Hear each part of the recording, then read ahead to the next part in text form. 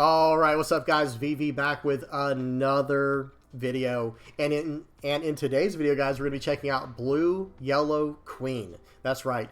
This is an OP04 leader. This was one of my favorite leaders way back when it first came out. Way back. I mean, it was like, well, I guess it was like 2 sets ago for us in the West and 3 for the East. But still, when this leader first came out in OP04, I really liked this leader because it had the ability to gain life. And for those who are new to the channel, or for those who don't know me very well yet, I really enjoy leaders that can gain life, like Black Yellow Lin, Black Yellow Luffy, Blue Yellow Queen, Red Yellow Sabo now. Like, those are just leaders that I really like them. I like how their effect is, and I feel like it adds another dimension to the game. That's why I liked and disliked at the same time how Black was getting graveyard interactions. I didn't like that it was Black that got the graveyard interactions. I actually wish it was purple.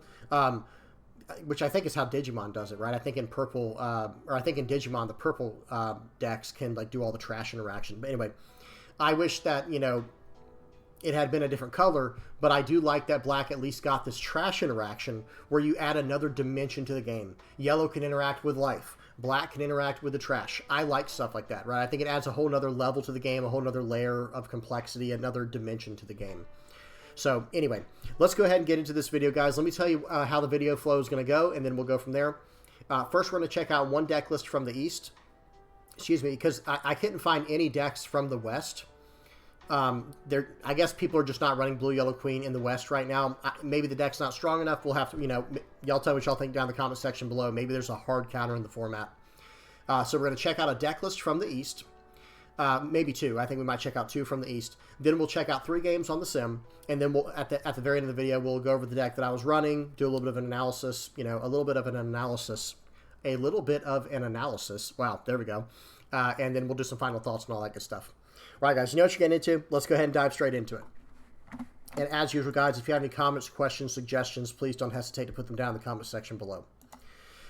So first up, what does the leader do? This is a blue-yellow dual-color leader, 5,000 power, 4 life. That's very standard for dual colors, right? And then it has the effect of Dawn ×1 when attacking. If the total number of cards in your life and hand is 4 or less, draw 1 card. If you have a character with a cost of 8 or more, you may place up to 1 card from the top of your deck on top of your life instead of drawing a card. So what does that mean? In your life and hand, 4 or less. So in other words, if you have 2 cards in your hand and 2 cards in your life, that's 4, right? Well, you have 4 or less, so you can gain a life if you have an 8-cost character in play. Otherwise, you could just draw the card. So we're obviously going to want to gain life, right? That's going to be a big part of this leader, is using its leader effect to the fullest potential.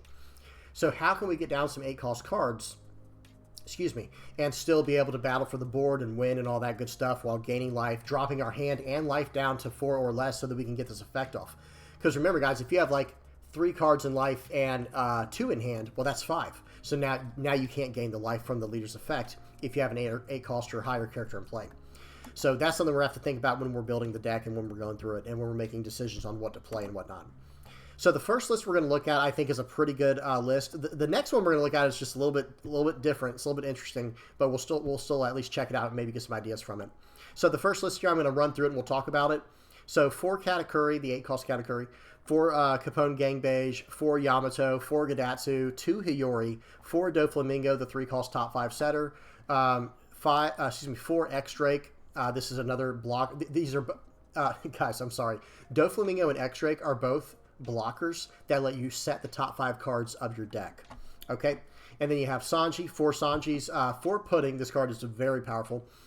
4 Ace. This is another card like Doflamingo and X-Drake, but instead of doing a top 5, set, instead you draw 2 cards and then return 2 cards to the top of your deck in whatever order you want. Or if you don't want the cards anymore, you can put them on the bottom. So that is a very useful card, and this comes out in OP07. Okay, so remember, this list we're looking at is from the East in OP07. I couldn't find any decks from the West in OP06, unfortunately. But at the same time, fortunately or unfortunately, however you want to see it, this is the only card from OP07. Everything else we have access to currently over in the West. All right. Then it has 4... You're the one who should disappear, the 0 cost. This card is actually very important in the deck because it lets you trash cards from hand, which gets you closer to your leader's condition, right? Very important card of the deck. And then 4 Red Rocks and 4 Gravity Blade Raging Tiger. So I did play this leader quite a bit in OP04, and my biggest issue was against decks that could swing wide. So, for example, like Red Green Law, I took place in a local win a case tournament. Well, it was I shouldn't say win a case. It was a case tournament. So like top 8 got to split the case basically, and the only deck that gave me trouble was Red Green Law. That was the deck that gave me a lot of trouble. Like it was a monster to go against because it swings so wide and it can attack so many times. And back then, this was back in OP04, so this card, Gravity Blade Raging Tiger, was still 2 sets away from even existing for me. And even a card like Gadatsu, which would have been very, very helpful, I did not have access to, so I can't do anything with that. Right, so that was something that Queen was really missing in the beginning. But now it does have those, right? Now it does have those, and soon in OP07 it will have another blocker that's just very powerful at setting your top cards on your deck, and you can set things up from there with a new card from OP06 called Sanji, right? This is the 9-cost, 9,000 power secret Sanji that has on play reveal the top 1 card of your deck, and you may put it into play. And why is it worded like this? Reveal the top 1 card of your deck. You may put into play up to 1 revealed character with cost 9 or less other than Sanji. Then place the remaining cards on the bottom of your deck. So in other words, if it is a 9-cost or lower character, it will come into play. And if it's not, if it's like an event or a 10-cost character, it'll go to the bottom of your deck. So now we're going to be able to combo this card with cards that already were good, like Katakuri or Yamato. Right, Yamato being the absolute star of the deck. There's another card that I can't believe this deck isn't running 9-cost Mihawk, which we'll look at later when we go over the videos. But Yamato and Sanji are kind of the wombo combo in this deck. Excuse me. Because on a 10 Dawn turn, if you set your life before with like if you set your top cards the turn before with X-Drake or Doflamingo, well then, if you somehow are able to set Yamato to the card after you draw for the turn, well then you'll be able to play out Sanji, which will play out the Yamato, right? 2 9-cost bodies for 9, and you'll still have 1 Dawn left if you have 10 Dawn to swing with your leader and gain a life, if you have 4 or less cards in your hand in life. And it might sound like it's all this stuff to add up, but it actually comes together pretty well in games, and it is a very, very powerful effect. So that's the first list to go over, and of course for the 2K counters, it's got Gang Beige here, and it's probably got... That's it, actually. It doesn't have a lot of 2K counters, guys, because what the deck is doing is it's gaining life all the time, and you're countering out pretty aggressively to go down in life so that you can get down your big 9-cost bodies and start gaining life with your leader and generating value that way. And then last but not least, I do want to mention that Charlotte Pudding is absolutely incredible. This is one of your best answers to every single deck, because what you're doing, remember, you're just trying to go down in cards. You're going to be aggressively countering out of stuff, and your opponent, like, you're probably not going to attack much. So your opponent is just accumulating cards and card value in whatever ways they are. Okay, you hit him with a Charlotte Pudding, and now you're evening the playing field, and now, this is 1 more card on the field for you if you need it later in the game. So 1K counter. The card is excellent.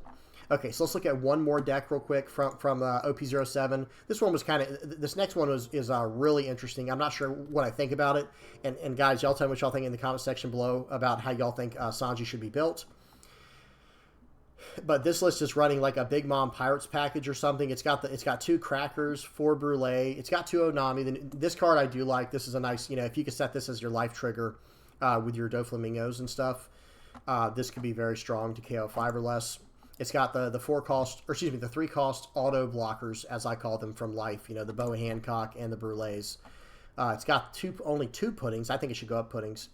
Now, this one is running 3 Sanjis, and I do like 3 better than 4 Sanjis, because you don't want to just have Sanjis. You want to combo the Sanji with something like a Yamato or a Katakuri or a Mihawk or something along those lines. Only 2 Gravity Blade Raging Tigers, 2 Red Rocks, not running a ton of removal. It's not even running the Gadatsus. So this version here is a little more aggressive, but also, not the worst thing in the world, because you don't really want to give your opponent too many cards. Like, attacking into their life is not your #1 priority. I guess depending on the matchup. Obviously, it depends on the matchup.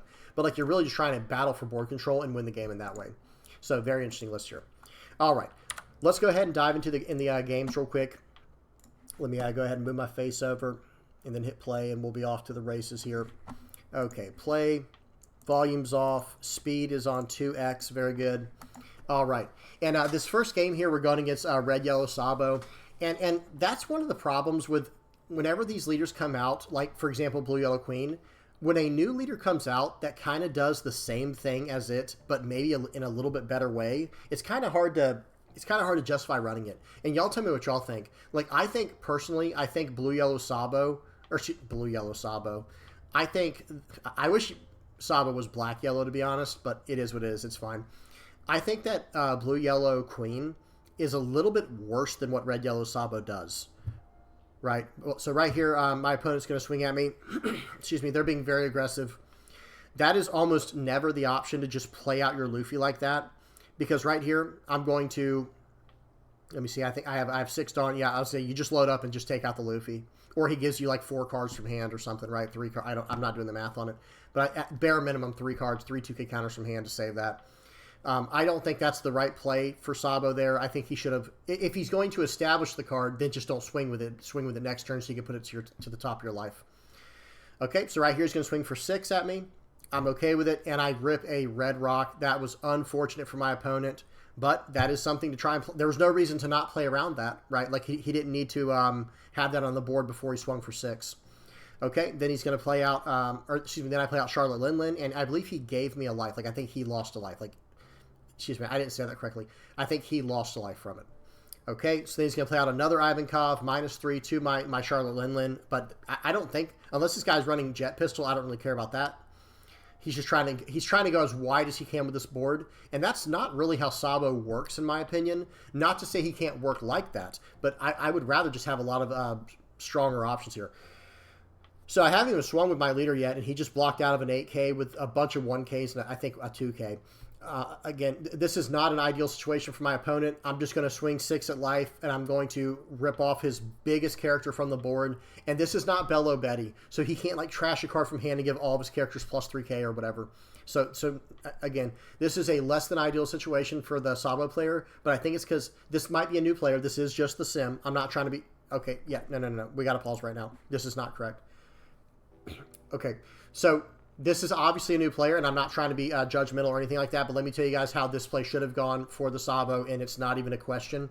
It should have been, okay, attach the 2 to the Koala, that's fine, but when you play down the Kikanojo, instead of attaching 4 to your leader, you need to attach 3 to your leader, so that way he'll be swinging for 8 this turn. Attach 1 to the Kikanojo, put the Kikanojo back into life, and then you can swing for 7 with your Koala and 8 with your leader. You gain a life in the process that will come directly into play, and you can go from there. But it still probably isn't going to be enough, right? Because I have an 8K, a 9K, and then I can just go all in with my leader, and then I have other options as well.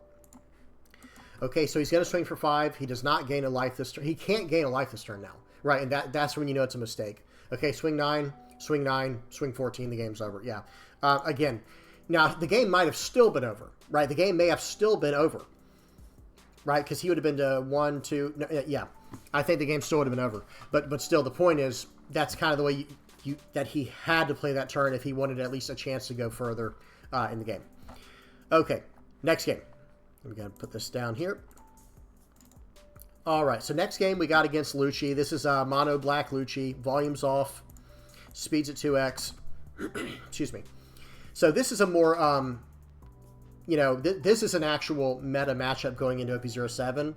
And I will say this. I did, I have played against quite a few meta decks, and yellow feels rough. Like, I think Enel kind of hard counters Blue Yellow Queen, to be completely honest, because it's playing characters as big as we're playing them, and then it also has the ability to just gain the life, with the leader's effect while tapping out and playing even bigger characters like Ace, like the Yamato we have and all that.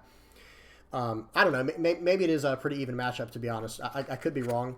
But Lucci as well, I think this is pretty much a 50-50 matchup here, and I think you'll see how this game goes. So right now, I'm just trying to make it to the late game. I want to play my big boss monsters, and that's it. And whenever he plays, I just want to red rock off the board and gain life as much as I can. I set my top life card to a Gum Gum red rock, so that way I can bottom deck one of his cards. Okay, then I do a Doflamingo top set here. And this was not like a very good way to set my top life cards. This was just like, I need to adjust cards for me to draw first. I'm more interested in making it further into the game. So he swings 5. I take it because I know it's a red rock trigger. I set it there with the Hiyori. I bounces his Lucci off the board, and that's gone now, right? He can't get that back later.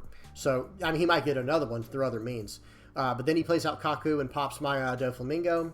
I hit him with a pudding here. He just lost, I don't know how many cards. I think he had 8 cards in hand, so he just lost. He had 7 or 8 cards in hand, so he just lost 2 or 3 cards, 2 or 3 card advantage. I established a body, and I swing for 8 at life here. Excuse me, I swung for 10 at life.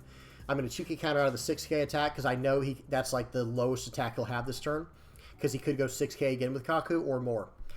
Plays out Rebecca. He gets a Spandine, which goes into what I believe was a what does he get here? Oh, that's it. And then swing for a bunch with Kaku, and I take it. So I'm going to swing 4 into his Spandine, just trying to do a little bit of board maintenance here because I'm just trying to get these huge bodies down. But I have an issue.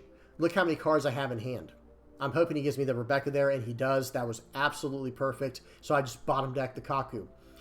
So one thing I will say against black decks like Rob Lucci or Gecko Moria is there's a lot of bottom decking in this deck. So that is very strong against the decks or leaders playing black.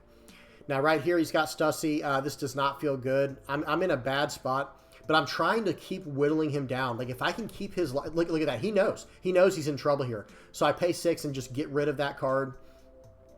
Now this turn I need to counter out pretty aggressively there, and I do with a 0 cost and my 7 cost Lin, because I need to gain life this turn. It is absolutely pivotal that I gain life this turn. Okay, so he plays out the Spandine there, plays out he's trying to go very wide here because that's basically his best bet of winning this game. I'm in trouble. There's no way around this, but I do have ways to kind of get back into it. It's not ideal. So right here, I just have to find a way to survive, right? I just have to find a way to survive this turn, or try to go all in with my, I can't even go in with Hiyori, right? Because he has the blocker there. Okay, so right here I know I'm going to have to attack and kind of just wish for the best when it comes to my triggers. And I can't remember at this point what I set, right? Like that's another issue is I don't remember what I set. So here we go. They're going to swing 5 at me. I have to counter out of this. I think my opponent could have won here, to be honest, depending on what my triggers are. My opponent could have won here if they had done better management of their attacks. Okay, and then I get a Gravity Blade Raging Tiger off the top, and that's game, right? Now the game's over because I'm going to swing 9 and 9 and just remove their blocker with my Red Rock. Okay, so swing 9 at face, and let's see what they get. They got some kind of stage or something. Swing 9, GG. So in that situation, against the decks that are running black, they're still putting on like an insane amount of pressure. So you do have to keep the gas on them, I feel like, because you're not going to be able to, how do I say this? The way the game is going, right? The way that the game is like progressing and evolving, I don't think you can just go toe-to-toe with these decks anymore. Like, whatever deck is considered meta, it's probably going to be considered meta because over the course of the game, it's going to be generating so much value. Like, when it comes to a Enel with all the life gain and all the big characters. When it comes to any deck running black because of the Gecko Morias and things like that. Any decks that are running blue are going to have tons and tons of card draw, like with the new Boa. Decks like Bonnie are just going to have these insanely big creatures and just tap down a character every turn. So it's not necessarily wise to go into the late game with these decks unless you're aggressive enough to make them respect your swings, if that makes sense. If not, you guys message me down in the comment section below. Okay, next one. This is the last video for the play testing. This was against a Reiju. This was a pretty good game, if I remember correctly. How do I say this? I do think we're favored into Reiju to some extent. Did I turn the 2x speed on? I'm sorry, guys. No, I didn't. Very good. There we go. Now we got the 2x speed on. This is not a good start for me. And I will say I'm playtesting with the ulti. I am not loving the ulti. I have to be 100% honest with you guys. Y'all know I try to be very transparent in everything I say. I'm not a big fan of the ulti. I'm just going to say it. It is what it is. It's at least a 1k counter, right? And if I need it, it's there. But I feel like this deck is trying to do something very different, especially early in the game like that. You're not trying to play ulti. You're trying to, play a blocker or something along those lines. So maybe even like a Duval would be a better card in that place of that. So I'm going to play out the Kaya here. I'm trying to fix my hand because I feel horrible. I feel like this hand is absolutely terrible. There we go. So I did the Kaya to fix my hand a little bit. And I also did a Doflamingo to set my top 5 cards from there. So I basically got a 7-card, adjustment through those 2 actions. and I've still got a 2K in hand. I've got a 0 cost 3K by trashing a card. And this guy gets the 7 cost out, Ikiji. And I'm like, all right, well, shoot. I was hoping they wouldn't get that card this early. But at the same time, it's probably not the worst thing in the world because I do run a lot of removal here, and I set my removal to the top of my deck. Okay, swing 5 here. No, I should have actually used my pudding there, to be honest, because this Reiju was playing very, very smart, and they weren't staying at above, they weren't staying above 5 cards. Okay, so swing 5 into 5 here. I red rocked the 7 cost character for a reason. I want it to be gone for good.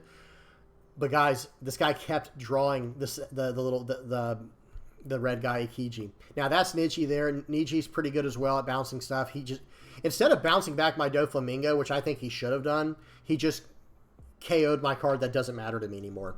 Because that would have at least made me replay out my Doflamingo. But I also understand him not wanting to give me more value in that way. But I'm going to be honest, I think it's just, now instead of me having to replay my 3 cost Doflamingo, I just straight up played out a 7 cost 8K that he doesn't really have an answer for. Okay, so he's going to do his stage here. And his board's starting to get pretty good. And there we go. There's another of these Ikiji cards. That card is a menace. But I'm going to have to, deal with this one as well. So he swings 5 at me. I'm going to counter out of this because that's an easy one to counter out of. I have to be very wise with my countering here. 2K for 6, that's fine. Now he's swinging in for... I have to just completely throw my hand away here, guys. There's no other way around it.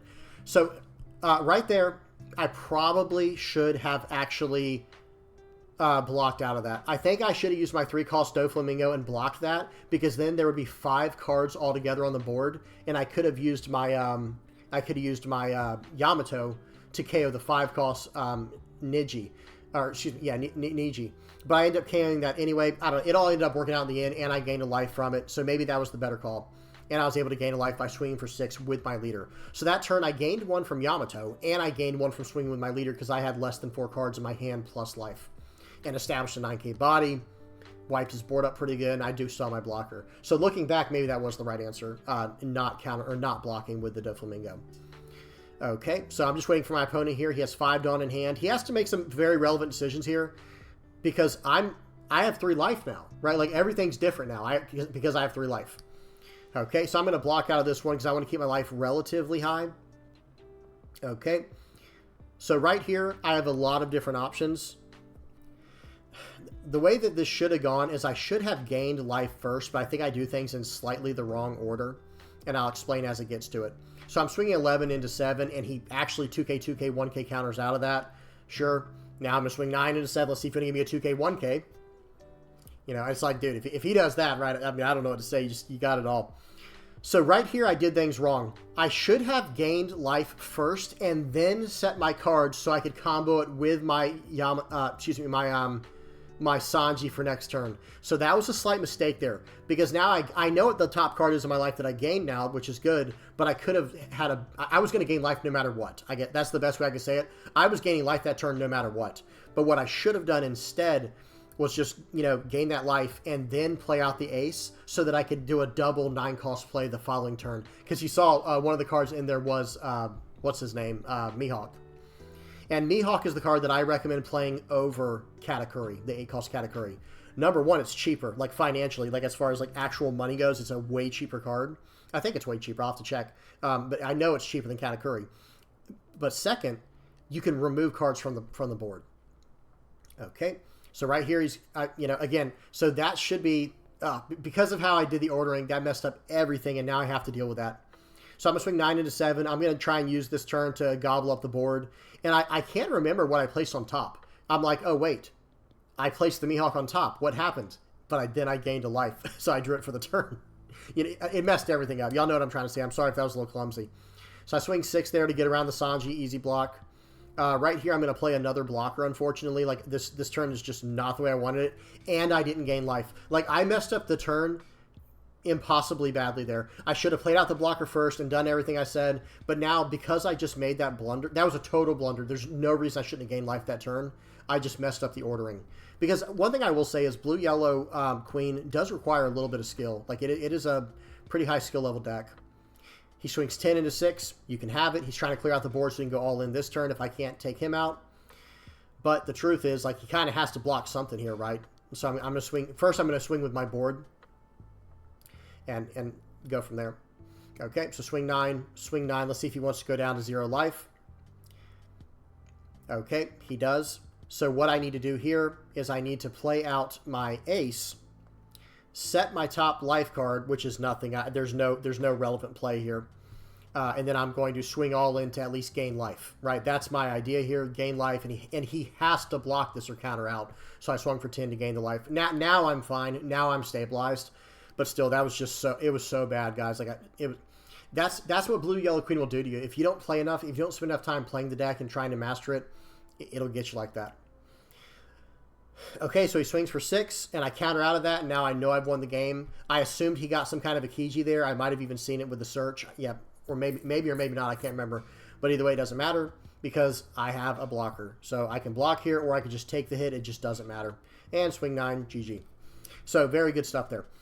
Again, I do think this is a very high skill level deck, and I do think it rewards high skill players, but I wonder how good the matchup is going to be going into, like, for example, going into Green Bonnie sounds like a nightmare because every turn it's going to rest one of your characters. But who knows? Maybe there will be something we can do with it. Let me move my face this time before I forget. Maybe there will be something we can do with it from there. Maybe we'll need to make some adjustments and go wider, maybe lower to the ground with a few exceptions from like Yamato and Sanji, something like that. But yeah, this is the list I was running, guys. I was running 4 of the Mihawks and only 2 of the Sanjis because, like I said, this isn't a good card by itself. Let me explain that to you guys. Sanji by itself, yeah, it's still a 9 cost 9k. That's better than nothing. But it doesn't have a counter. It doesn't have a way to gain life unless you have one Dawn left, to attach to your leader and enough card, and a low enough amount of cards in your hand plus life. But the thing that makes this character so strong is when you set the top of your deck, you set the cards on the top of your deck with like Doflamingo, Ulti, or Ace, and then you get the am I saying that right? Yeah, the top of your deck, excuse me. Then you play out the Sanji on the following turn and get these free 9 cost cards, so you get a 2-for-1 special, right? And you're still going to be able to gain life with your leader effect, potentially, if you have the right amount of cards in your life in hand. I was running 4 Red Rocks, 4 Gravity Blade Raging Tigers, because I need removal. I need to make it to the late game with enough cushion, with enough room to win, right? And instead of running the X-Drakes, I was running the Ultis. I think X-Drake is just better than Ulti, I will say that right now. And honestly, even just Duval would not be bad because it's a very cheap blocker. X-Drake is nice as well, though, because it's a 5 cost 6k, so that's a pretty big body. And Duval, let me make sure, I think he has, I'm pretty sure he has a 1k counter. Yeah, he does. So that part doesn't matter. It's just, do you want a cheaper, more useful blocker, or like more, how do I say it? Excuse me, a more versatile blocker, like a cheap one, or do you want one that can be like more aggressive in X-Drake? See if I spelled it. I think I had to put the period there. There we go. Nope. Okay, I don't know how to. Let me just do X. Okay, that worked. There he is. Like, it depends on your definition of utility, right? My definition of utility, or versatility rather, I guess, would be how cheap the card is for what it does. And other people's definition might be, can I attack with it and defend with it, kind of thing, right? Like versatile in that way.